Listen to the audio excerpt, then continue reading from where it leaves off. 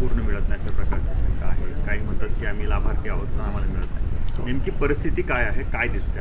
हां, आपलं MyPCचं काम थोडंसं लेट झाल्यामुळं पैसे आपले पडू शकले नाही. माझ्या माहितीप्रमाणे आज किंवा उद्यापर्यंत पैसे आपले पडतील. जे ॲग्रीटॅक्सचं काम पूर्ण झालेलं आहे त्याच्या संदर्भामध्ये पैसे आपले पडतील. आणि मी शेतकऱ्याला विनंती करतो की सगळ्यांनी गडबड करू नका. जे आपले 56 लाख लोक आहेत त्या सगळ्या लोकाला, पात्र लोकाला कर्जमुक्ती भेटणार आहे. राष्ट्रीयकृत बँकेच्या संदर्भामध्ये काही संभ्रम होता. त्या संदर्भात आमच्या खात्याचे प्रधान सचिव तरडे साहेबांनी, आमचे सहकार आयुक्त तावरे साहेबांनी देखील इंडिव्हिज्युअल बैठका मॅनेजरशी घेऊन काय प्रकारचं बोलणं झालं होतं त्या संदर्भात बोलणं झालेलं आहे. आणि त्या संदर्भात त्या कामाला गती भेटलेली आहे. खरं तर सुनेत्राताई यांच्यावरती टीका झाल्यानं म्हटलं जातं की हे वैयक्तिक घेऊ नका. काय कसं होतंय? नाही, तसं नाही. तर एक आपण महाराष्ट्रामध्ये राहतो. शिवाजी महाराजांनी जो आदर्श घालून दिलेला आहे, आता वहिनी अशा दुःखामधून बाहेर आलेल्या आहेत आणि ते अतिशय चांगल्या प्रकारचं काम करत आहेत, वेळ देत आहेत, न्याय देत आहेत लोकाला. आणि अशा प्रकारचं वक्तव्य करणं म्हणजे एका स्त्रीचा अपमान केल्यासारखाच आहे.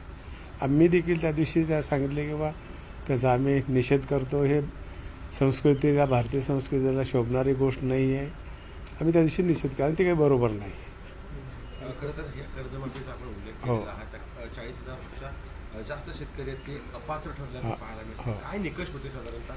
की आपण त्या वेळेसच सांगितलं होतं की जे लोक इन्कम टॅक्स भरतात, ज्यांना कुठं सर्व्हिस आहे, अशा लोकांची यादी आपण काढली होती. त्याच्यामुळं काही उशीर झाला. ती यादी आपल्याकडं नव्हती. ती यादी होती केंद्राकडं. त्याच्यामुळं 2-3 दिवस डिले झाला आणि यादी ती आता प्राप्त मागं झालेली आहे. आणि मग थोडंसं आमच्या ऑनलाईनचा प्रॉब्लेम होता, त्याच्यामुळे डिले आहेत.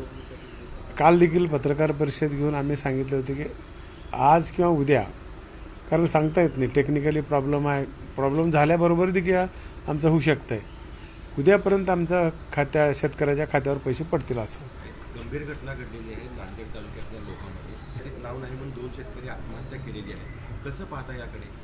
मी माहिती घेऊन सांगतो. पण असं शेतकऱ्याला मला विनंती आहे की आपण संकुचित विचार करून नाही. सरकार आपल्या पाठीशी आहे. अनेक योजना सरकारने शेतकऱ्यासाठी या ठिकाणी आलेल्या आहेत, राबवलेल्या आहेत. म्हणून आपलं महत्त्वाचं जीवन, कुटुंबाकडे बघावं. यादीत नाव नाही, बघूत ना आपण त्याच्यामध्ये काय झालं आहे, कुठल्या वर्षापासून आहेत, आणि काही चुकीचं झालं असलं तर त्यांना आपण न्याय देता येईल ना आपल्याला. म्हणून असं शेतकऱ्यांना मला विनंती करायची आहे की आपण असा संकुचित विचार करू नये. माहिती घेऊन बघतो मी ते. ओके. आणि KYCचं काम युद्ध पातळीवरती आहे, सुरू आहे. साधारणतः आज अखेर त्यामध्ये मला आकडा आजचा सांगितलं तर साधा 12 लाखाच्या आसपास KYCचं काम पूर्ण झालेलं आहे. आणि जे शेतकरी यामध्ये इन्कम टॅक्स भरतात त्या शेतकऱ्यांची यादी आणि त्याचप्रमाणे काही शेतकऱ्यांची अपूर्व कागदपत्र अशी साधारणतः ह्या 2-3 दिवसामध्ये सगळं KYCचं काम पूर्ण होईल. आणि येणाऱ्या 1-2 दिवसामध्ये कर्जमाफीची रक्कम शेतकऱ्यांच्या खात्यामध्ये यायला सुरुवात होईल. खरं तर एक राज्याचा कृषी मंत्री म्हणून या राज्याचे मुख्यमंत्री देवेंद्र फडणवीस साहेब असतील, एकनाथजी शिंदे साहेब असतील, सुनेत्रावहिनी पवार साहेब असतील, मॅडम ताई असतील, या सर्वांचं एक राज्याचा शेतकरी कृषी मंत्री म्हणण्यापेक्षा शेतकऱ्याचा मुलगा म्हणून या अडचणीच्या काळामध्ये माझ्या शेतकऱ्यांना ही कर्जमाफी दिलेली आहे. आणि ही कर्जमाफी यादीनं दुसरी पण यादी लवकरच होईल.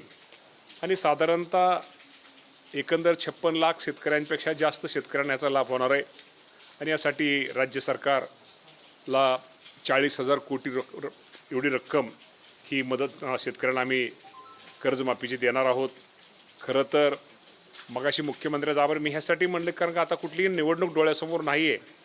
निवडणूक डोळ्यासमोर नसतानासुद्धा माझा शेतकरी अडचणीत आलेल्या शेतकऱ्याला मदत करणं ही शेतकऱ्याची जबाबदारी होती. म्हणून मुख्यमंत्री आणि दोन्ही उपमुख्यमंत्र्यांनी या कामी माझ्या शेतकऱ्यांना मदत केलेली आहे. खरं तर मी या माध्यमातून सांगतो, शेवटी समाधान सगळ्यांचंच होऊ शकत नाही आहे. परंतु त्यातही आपल्याला माहिती आहे गेल्या वर्षी अतिवृष्टी झाली. अतिवृष्टीच्या काळातसुद्धा या राज्य सरकारने आपल्या सगळ्यांना मदत केलेली आहे. आणि मदत शेवटी मदत तरी काय सगळीच मदत म्हणण्यापेक्षा आपण म्हणणार नाही की सगळे यात समाधानी आहोत, पण जास्तीत जास्त शेतकरी माझा समाधानी कसा होईल, तो परत जो खचला आहे तो परत शेतकरी कसा उभा राहील यासाठी राज्य सरकारचा आमच्या सर्वांचा प्रयत्न आहे. आणि निश्चित प्रकारे शेतकऱ्यांना लवकरात लवकर या कर्जमाफीची रक्कम ही दिली जाईल. यामध्ये काही तांत्रिक मुद्दे देखील आता उपस्थित केले जात आहेत. या सगळ्या कर्जमाफीमध्ये जे काही तांत्रिक मुद्दे आलेले आहेत त्यामुळे शेतकऱ्यांचं सिबिल खराब होईल अशा पद्धतीचे असं काहीही होणार नाही. कर्जमाफीच्या बाबतीमध्ये तुम्हाला एवढं सांगतो, जिल्हा मध्यवर्ती बँकेच्या बाबतीत तर अडचण अजिबात नाही आहे. अडचण आहे ही राष्ट्रीयकृत बँकाच्या बाबतीमध्ये. आणि हेरकट योजना किंवा काय योजनेच्या बाबतीमध्ये मी तुम्हाला एवढं सांगतो, आपल्या माध्यमातून शेतकरी बांधवांना सांगतो, समजा रक्कम जरी आपल्याला बँकेला कमी, माझं समजा एखाद्याचं 1 लाख रुपये कर्ज आहे आणि बँक आपल्या शासनाकडून साधारणतः 60,000 रुपयेच रक्कम आली, ते शेतकऱ्यांनी अजिबात विचार करू नये, हेरकट तसलं काहीच विचार करू नये. वरचे 40,000 रुपये हे बँकेने त्यांना माफ करायचे आहेत. आणि तसा राज्य सरकार आहे आमचा बँकेचा, त्याप्रमाणे आमचा करार झालेला आहे. त्यामुळे ती 40,000 रुपये ही शेतकऱ्याला त्याची ती माफी मिळणार आहे. त्यामुळे शेतकऱ्यांनी अजिबात काळजी करू नये. आणि एकदा ही कर्जमाफी झाल्यानंतर, ही रक्कम झाल्यानंतर साधारणतः दुसऱ्या दिवशी त्यांना शेतकऱ्याला आपल्या त्याच दिवशी म्हटलं तर शेतकऱ्याला नीलचा दाखला ना बाकीचा दाखला मिळणार आहे. आणि दुसऱ्या दिवसापासून त्याला पीक कर्जाचं नवीन वाटप हे निश्चित प्रकारे करायचं आम्ही सगळ्यांनी सूचना सर्व बँकांना दिलेल्या आहेत. याकडे पाहिलं तर कर्जमाफीच्या यादीत खरं तर नाव नसल्यामुळे 2 शेतकऱ्यांनी आत्महत्या केल्या. नांदेड जिल्ह्यातल्या लोहा इथली घटना आहे. कसं पाहता कृषी मंत्री म्हणून आपल्याला? नाही, या बाबतीमध्ये खरं तर शेतकऱ्यांनी थोडं यादी अजून 3 याद्या, ती अजून 2 याद्या लागणार आहेत. त्यामुळे थोडं थांबणं गरजेचं आहे. थोडी शेवटी संयम तर आपल्याला पाळावाच लागेल. आणि शेवटी खरं आहे, शेतकऱ्यांची काही चूक नाही, शेतकरी खूप अडचणीत आहे. पण अडचणीच्या काळामध्ये सुद्धा सरकार आपल्याला मदत करते. आणि आपलं पहिल्या नाही यादीत, दुसऱ्या यादीत नाही, तिसऱ्या चौथ्या यादीत तर आपलं नाव येईल. थोडा त्यांनी संयम बाळगावा. आणि माझी शेतकरी बांधवांना एक विनंती की आपण कुठल्याही आत्महत्येच्या बाबतीमध्ये असा कुठला निर्णय घेऊ नये. कारण का शेवटी आपलं घर, आपला परिवार, आपली बायका, मुलं, नातेवाईक ही सगळी आपल्यावर अवलंबून आहेत. त्यामुळे त्यांचा सगळ्यांचा विचार करा. आपण काळजी करू नका. हे सरकार तुमच्याबरोबर आहे. तुम्हाला जिथं जिथं काय मदत करता येईल, सहकार्य करता येईल, हे सरकार निश्चित प्रकारे करेल. हे आपल्या माध्यमातून माझ्या शेतकरी बांधवांना मी विनंती करतो. अकोल्यातल्या कृषी केंद्र चालक शेतकऱ्यांकडून खरं तर समाधान पत्र आहे ते लिहून घेण्यात येत आहे. सोयाबीन बियाण्यांच्या जे उगवणी संदर्भातलं शेतकऱ्यांकडून चक्क समाधान पत्र लिहून देण्याचा जो प्रकार आहे तो उघड केलेला आहे. एकूणच पाहिलं तर समाधान पत्रानंतर बियाणे कंपन्यांना काय दिलासा मिळणार आहे का, काय सांगा? नाही, सोयाबीनच्या बाबतीमध्ये आपल्या सगळ्यांना माहिती आहे की आम्हाला ज्यावेळेस तक्रारी आमच्याकडे कृषी विभागाकडे आल्या, त्या आम्ही पडताळणी केल्या. आणि त्यामध्ये काही कंपन्यामध्ये 100% उगवण्याच्या बाबतीमध्ये अडचणी आल्या. त्या कंपन्यावरती डायरेक्ट आम्ही कारवाई केलेली, डायरेक्ट FIR दाखल त्यांच्यावरती केलेले आहेत. त्यांना आम्ही